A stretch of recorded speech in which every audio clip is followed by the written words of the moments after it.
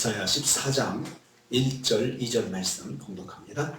이사야 14장입니다. 1절과 2절 말씀 같이 공독합니다.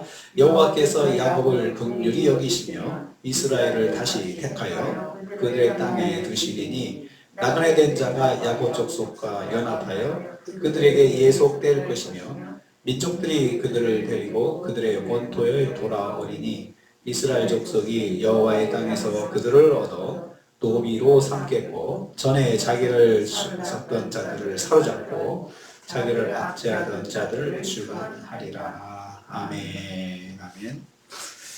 오늘 말씀도 바벨론 심판과 동시에 이루어질 이스라엘 백성의 회복에 대한 소망을 예언하시는 것을 내용으로 하고 있습니다. 이제 바벨론이 심판을 받으면서 동시에 이스라엘 백성에게는 소망의 날이 시작이 되는 것입니다. 첫째로 여호와께서 야곱을 긍휼히 여기실 것이다 했습니다. 야곱을 긍휼히 여기신다 했습니다. 여기서 야곱은 이스라엘 백성에 대한 별칭입니다. 그런데 이스라엘 백성이 이스라엘을 하지 않고 왜 야곱이라고 했을까요? 이스라엘 전체가 다 회복된다는 의미를 가지고 있습니다. 남쪽 유다와 북쪽 이스라엘의 구분 없이 아브라함과 이삭과 야곱의 자손이라는 한 민족으로서의 정체성을 회복하게 된다는 것입니다. 그런데 사실은 그 북쪽 이스라엘이 다 없어졌잖아요. 남쪽 유다만 있고 유다 백성들이 포로로 끌려가가지고 그렇게 되는 것인데요. 그럼에도 불구하고 야곱 전체가 은혜를 받는다라고 표현했습니다. 긍휼히 여기신다라는 말은 불쌍히 여기신다는 뜻입니다. 이스라엘 족속이 해방과 귀환이라는 결과를 맞이하게 된 것은 순전히 하나님의 은혜의 역사라는 말씀입니다. 동시에 이스라엘이 해방과 귀환이라는 그 상황을 맞이하게 된 것은 순전히 하나님의 은혜요, 하나님의 사랑에 기인한 것임을 말씀하고 있습니다. 그러니까 자격이 있어서가 아니고 순전히 하나님 은혜로 그렇게 된 것이다. 하나님께서 역사하셔서 그렇게 된 것이다. 이것을 강조하고 있습니다. 하나님은 이스라엘에게 은혜로 해방과 귀환의 기쁨을 주셨습니다. 두 번째로 여호와께서 다시 이스라엘을 택하신 것이라고 말씀하고 있습니다. 1절 후반부입니다. 여호와께서 이스라엘을 다시 택하여라고 했습니다. 이스라엘 족속이 가나안으로 돌아간 것은 하나님께서 이스라엘을 다시 택하신 사건이라는 뜻입니다. 다시 택한다라는 말은 그들에게 다시 은혜를 베푸셨다는 뜻입니다. 이는 전적으로 여호와의 언약적 신실성과 하나님의 자비로우심과 은혜로우심에 기여하신 것입니다. 하나님께서 아브라함과 이삭과 야곱과 언약하셨잖아요. 그 언약을 끝까지 지키시는 겁니다. 그래서 그 언약을 지키시는데 순전히 하나님의 은혜와 하나님의 자비에 기인해서 그렇게 하시는 것입니다. 나그네 된 민족들이 야곱 족속에 가입된다 했습니다. 이때 일어날 상황입니다. 이스라엘과 섞여 살던 민족들 가운데 일부가 이스라엘로 편입된다는 것입니다.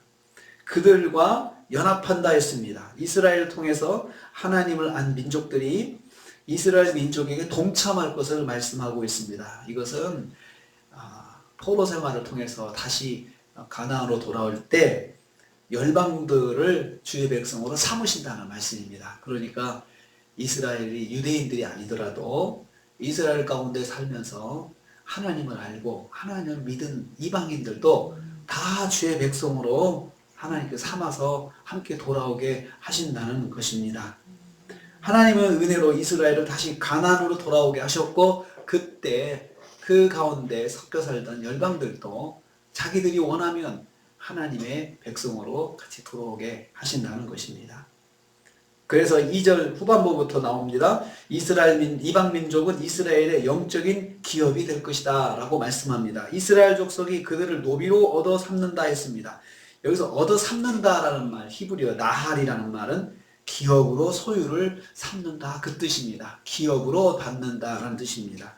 처음 가나안 땅을 기업으로 받는 것처럼 이 이방 민족들을 기업으로 주신다는 뜻입니다. 하나님의 회복은 은혜를 주실 때 이방 민족들을 하나님 백성에 편입시키셔서 영적인 이스라엘인 교회의 기업으로 허락하실 것을 말씀합니다. 그러니까 다시 돌아갈 때는 12지파가 없거든요. 12지파가 없는데 그들에게 마치 12지파에게 기업을 주시는 것처럼 하나님께서 그렇게 표현하신 것은 이제 돌아간 백성들은 그 혈통 중심의 지파가 아니고 믿음 중심의 지파죠. 전체를 하나님의 백성으로 보고 그리고 이방 민족들을 그 하나님의 백성들의 기업으로 하나님이 함께 하신다. 그것은 그들을 누리고 그들을 압제하고 그들을 핍박하고 이렇게 살겠다는 것이 아니고 이제부터는 영적으로 세상에서 교회가 영적인 이스라엘인 교회가 세상에서 중추적인 역할을 감당한다는 것을 여기서 예고하고 있습니다.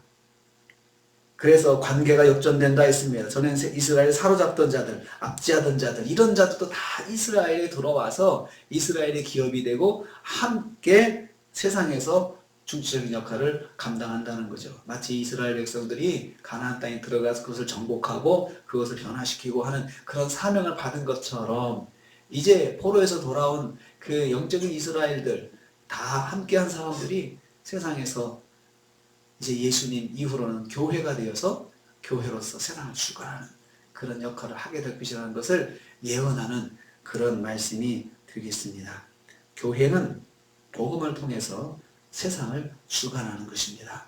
그래서 이것을 포로 생활이 결국 이스라엘의 실패에 의해서 포로가 되었지만 하나님께서는 그걸 통해서 하나님의 언약을 다시 이루시고 그리고 앞으로 이루어질 그 열방의 복음이 퍼져서 교회가 세워지고 교회가 세상에서 중추적 역할을 할 것을 하나님 거기서 계획하고 계시는 것을 볼 수가 있습니다.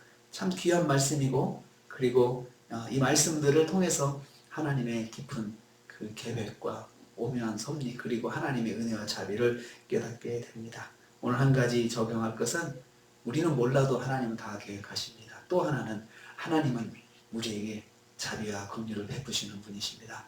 우리가 자격이 없어도 야곱을 긍휼히 여기셨다는 말씀처럼 우리를 긍휼히 여기셔서 우리의 은혜를 베풀어 주시는 분입니다. 그렇기 때문에 우리가 매 순간순간 엎드린다면 얼마나 더 큰 은혜가 있을까요?